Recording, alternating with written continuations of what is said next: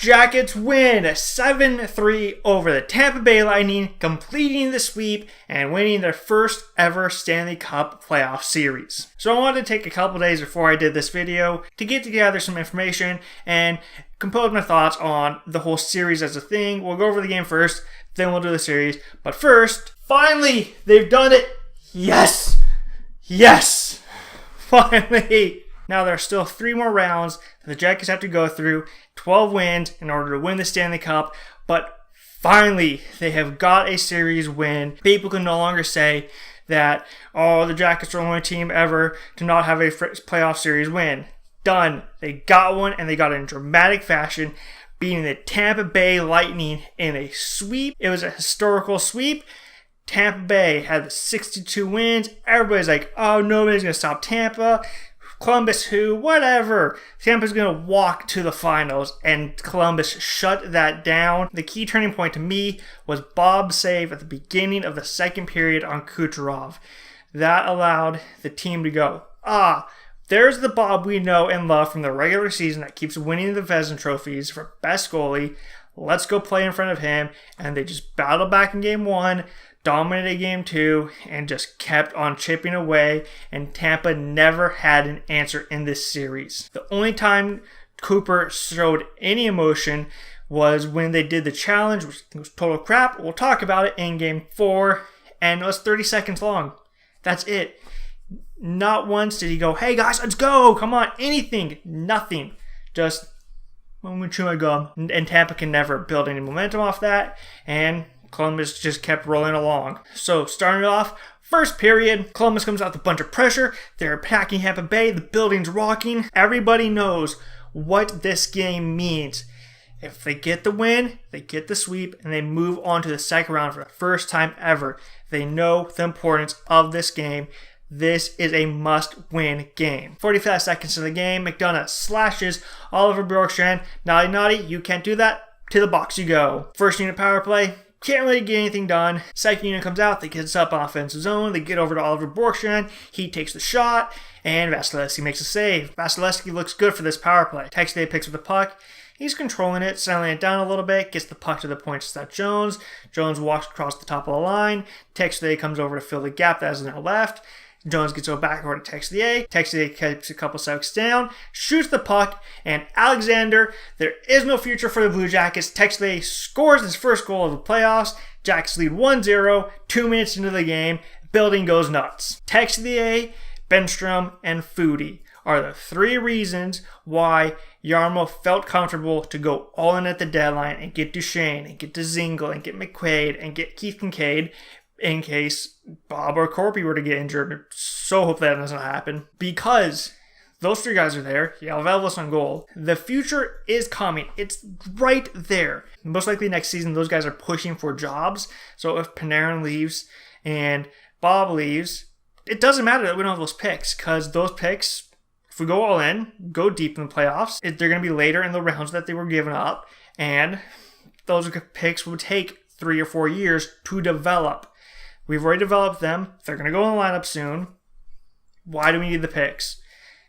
People keep saying, this is Blue Jackets' year. It's all or nothing. If they don't win it, it's a big disappointment. Yeah, it will be disappointment, but they'll be right back there next year. And Alexander Texier, in his 6th NHL game, playing on the power play in a must-win game, gets a goal. Minute later, Jackets come out. They're pressuring the offensive zone again.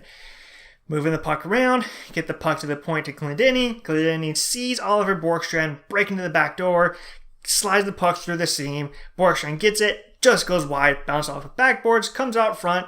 PLD takes the puck, he slides it past Vasilevskiy. Jackets lead 2-0. PLD's first goal of the playoffs, and now 12 different scorers have scored for the Blue Jackets. The confidence of the Jackets from after period 1 of game 1 has been at an all-time high. They keep scoring. They got the first goal in game 2, first goal in game 3, and the first goal in game 4, and they keep driving. And It is frustrating Tampa. Tampa does not have an answer offensively, defensively, or in net. They do not know how to stop the Jackets, and once the Jackets get a goal, they get the second one, and Tampa has to climb back into these games. And the Jackets know how hard that is. That's how they played a lot of the games down the stretch, is climbing back into games. And so if you can get that early 1 and 2 goals, you can just defend easier, and the goals 3 and 4 will come easier, and the other team is having to make mistakes to get the next goal, and the Jackets know how to capitalize on those opportunities. So now the Jackets have 2-goal lead, they keep applying pressure, and Tampa Bay pushes back a little bit, and the Jackets kind of let them do that because they have the lead, so they're like, you know what, you apply pressure, we'll wait for you to make the mistake, and then we'll capitalize. About 8 minutes in the period, Tampa Bay is starting to come up the ice. They turn it over to Seth Jones. Jones tries to get out of the zone. He goes to pit a little move on, and the Tampa forward right there on him, breaks it up. Cirelli gets it to Kucherov. Kucherov slides in the zone a little bit. Steven Stamkos is the late guy coming. Kucherov gets to the Stamkos. Zach's kind of out of position, lays down, try to take up as much lane as possible. Stamkos walks around him, pits a shot past Bob, and the Tampa Bay Lightning are within 1. Stamkos is finally in the playoffs. Too bad it took till game 4 for him to show up. Not the best situation, a little momentary lapse, it's back for net. That's what happens when you play Tampa. You cannot have a momentary lapse. But it's okay. Couple minutes later, Jackie's getting another power play. Starts out, they're moving it pretty well. Zach Werenski gets at the point. He walks around the blue line. He keeps it from almost going out, and the Jackets are able to set up in the zone, moving the puck really well. And for about a minute, the Jackets are in the offensive zone, applying pressure and hitting shots on Vasilevsky and retrieving pucks. Eventually, the puck works its way to Zach. Zach shoots the puck, gets blocked in a screen or gets hits to Vasilevsky. Can't really tell, but the puck works its way over to Atkinson, and Atkinson pits in the back of the empty net. Jackets lead 3-1. Atkinson's second goal of the playoffs. And then Tampa goes, that was offsides 45 seconds before that. This is why the offside challenge sucks. There's times it's good. This is not one of them. So the rest review it, and it's that much, just the little bitty bunch outside of the line. It did not affect play whatsoever. Tampa could never touch the puck. They can never get out of the zone. But because of that little itty bit, it's offsides and the goal is called back. And that is the only time John Cooper showed emotion in this series. It lasted about 30 seconds and then it disappeared again. So they wind the clock back 45 seconds and the Jackets continue on the power play. But they can't do anything and they get out of the first period up 2-1. Going for the second period, applying pressure. Tampa Bay's applying pressure back. Ballers making saves. Vasilevsky's making saves. A little over 5 minutes in the period. Get in the offensive zone. Axon has a chance, but he can't really do anything. Puck works his way to the corner. And Duchesne and Dzingel go in the corner. They're battling, trying to dig this puck out. And Tampa Bay starts to support their own players. Puck works its way out to Axon near the top of the circle. Axon gets it over to Jones. Nobody around him. Jones tees it up. Blasted past Vasilevsky for his second goal of the playoffs. Jackets have a 2-goal lead again, 3-2-1. It was a good job by Duchesne and Dzingel to get in the corner and just dig away, and Tampa Bay just floated down, and they forgot about Seth Jones, and he was able to just blast it past Vasilevsky. So now the Jackets have their 2-goal lead again.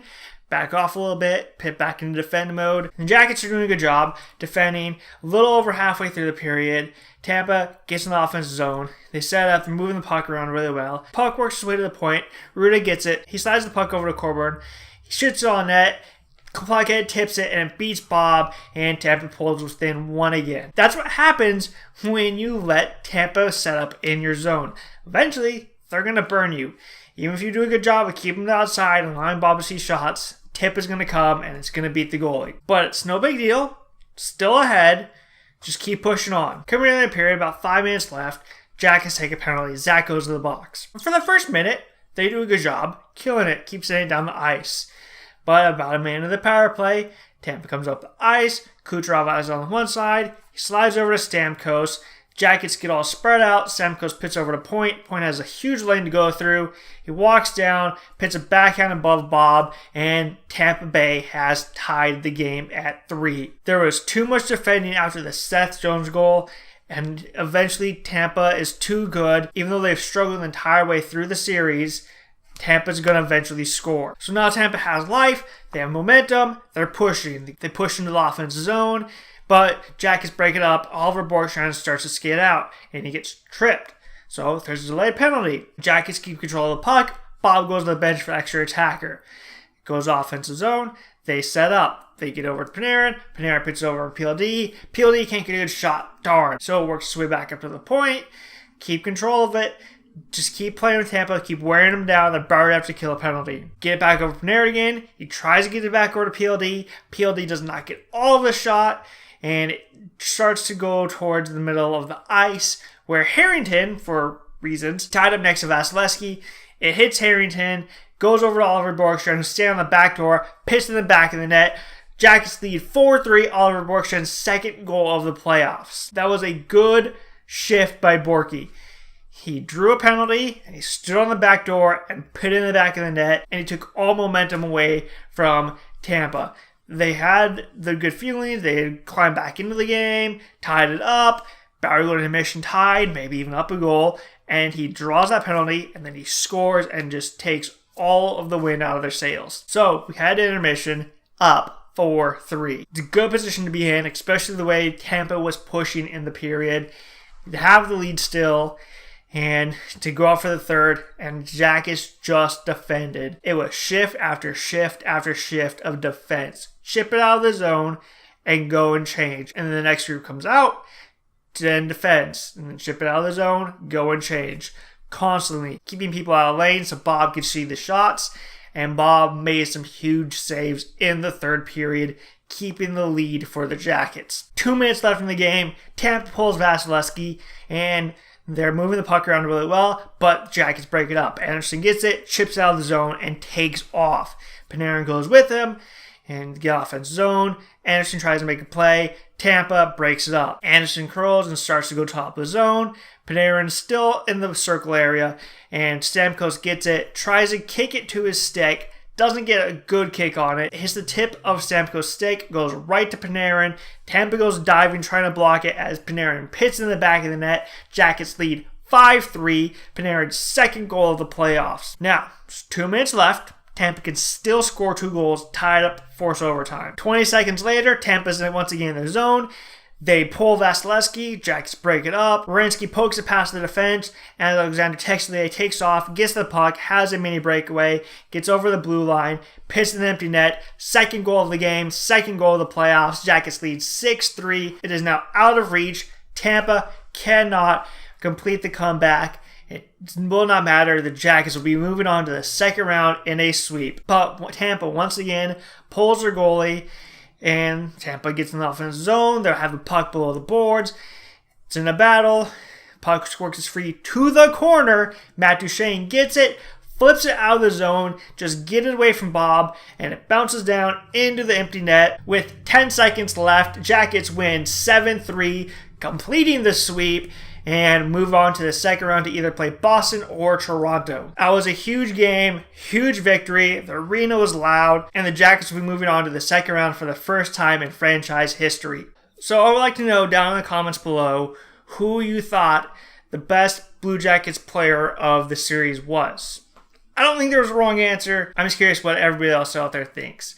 Me, personally, I think it was Borkstrand. After Game 1, Period 1, he was put on the top line with PLD and Panarin, a position where he has not played a lot. He was going out there against the top line and top defensive pair of Tampa, and he's had the hardest time scoring. He got this game-winning goal in Game 3 and the game-winning goal in Game 4. He drew the delayed penalty that ended up scoring the goal in Game 4. He drew the penalty that got the Jackets the first power play goal of the game for Texier. In Game 2, he dug the puck out of the corner to get it to Matt Duchene, who got immediately back to Panarin for that beautiful goal, even though it was 5-1. And on the 2-0 goal in Game 4, Clendenin got the puck over to him. He was open. He just shot it wide, and PLD was able to pit it in the back of the net. He had a great series all around. He was put in a difficult position, but he still succeeded. And that's why I think he was the best player of the series. I'm just curious what you think down in the comments below. So I've been seeing a lot of stuff online and from the sports people talking on the shows. And all they're talking about is Tampa's collapse. Tampa did this. Tampa did that. Tampa didn't do this. Tampa didn't do that. They didn't get goaltending. They had injuries, suspensions, blah, blah, blah. I'm like, the Jackets played a really good game and outcoached them. And the most I'm hearing is give Columbus credit.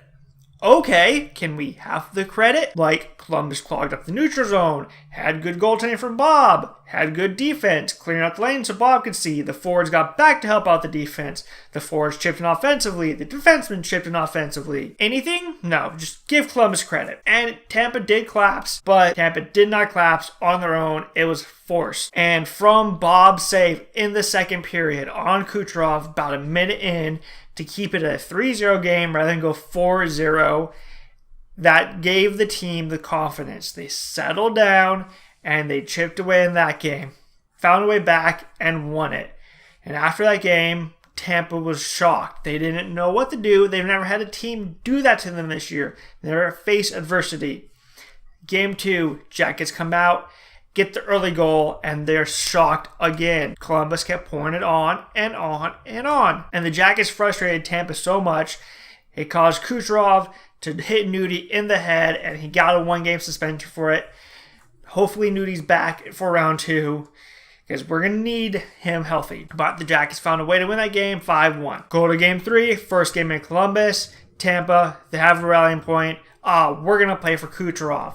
And Jackets shut that down and won it 3-1. And now anybody's talking about, can Tampa complete the reverse sweep? And Columbus shut that down, defended the third period super well, put in 3 empty net goals, and the power play stayed hot. That was the key throughout the series, was the power play. It was clicking the entire series. It was at 50%, 5 for 10, and Tampa couldn't answer on the power play. The Jackets were strong discipline in the third game. Didn't give Tampa power play. Tampa only had 1 power play goal in the series, and that was in the final game. That helped them tie the game, but they could not use the power plays in game 1 or game 2 to get them a win. And Jackets were super strong defensively, didn't give up a lot, and because of that, they will be moving on to the second round. Now, as fans, we should all be cheering for Toronto to win the series in 7. That way they beat each other up. Toronto plays a similar style to Tampa. Clearly, Columbus knows how to deal with that. So, until next time, when we play either Boston or Toronto in round 2 of the Stanley Cup playoffs, click like and subscribe, all the fun stuff, and until then, I will see you later. And now, if you excuse me, I'll have to clean up the mess that Tampa left.